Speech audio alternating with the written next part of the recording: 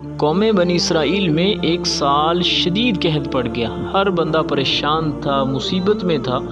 کہ ایک شخص کا کہیں سے گزر ہوا تو سامنے پہاڑ دیکھا۔ پہاڑ کو دیکھ کر اس نے دل ہی دل میں یہ خیال کیا کہ اے اللہ، اگر تو نے یہ پہاڑ جتنا مجھے مال و دولت دیا ہوتا تو اس قحط کے زمانے میں وہ سارا مال اور دولت کا پہاڑ جو ہے وہ تیرے بندوں میں تقسیم کر دیتا اور اس قحط کے معاملے کو ختم کرتا اور ان کی مدد کر دیتا۔ اے اللہ، اب تو میرے پاس نہیں ہے، اگر میرے پاس اتنا مال و دولت ہوتا تو میں ضرور تیری راہ میں اسے خیرات کرتا، تیرے بندوں کے کام آتا۔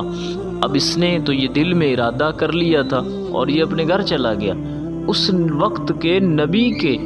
پاس اللہ کی طرف سے وحی آئی، اے میرے نبی، میرے اس بندے کو جا کے کہہ دو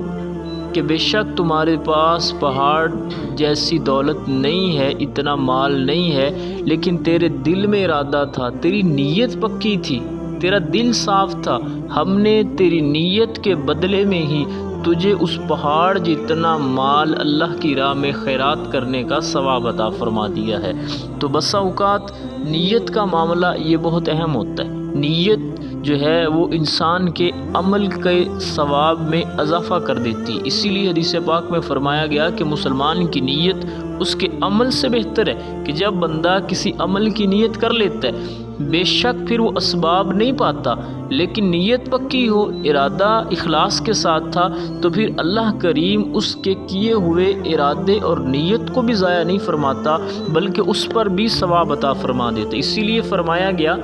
کہ مسلمان جو ہے کسی عمل کی نیت کر لیتا ہے تو اسی وقت سے اسے ثواب ملنا شروع ہو جاتا ہے۔ بے شک عمل نہیں کر پاتا، عمل نہیں کیا اس نے، لیکن صرف نیت کی تھی، لیکن نیت سچی تھی، تو اس سچی نیت کی بنا پر ہی اللہ اسے ثواب عطا فرما دیتے، اور فرمایا مسلمان کی نیت اسے جنت میں لے جاتی ہے، اور جتنی اچھی نیتیں کسی کام میں آپ کر لیں اتنا ثواب بھی زیادہ ملتا ہے۔ اچھا، ایک چیز اور بڑی اہم ہے، بعض اوقات کچھ چیزیں ایسی ہیں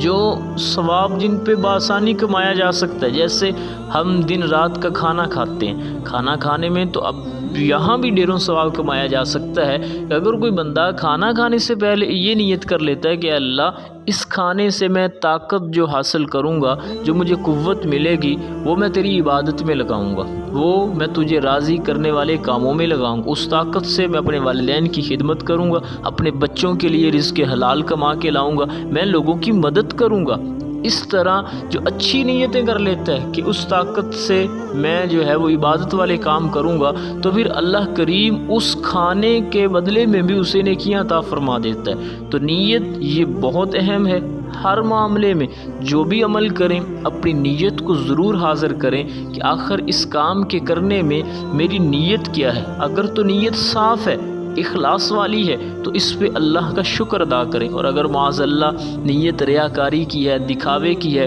تو پھر اس عمل کا فائدہ نہیں ہے۔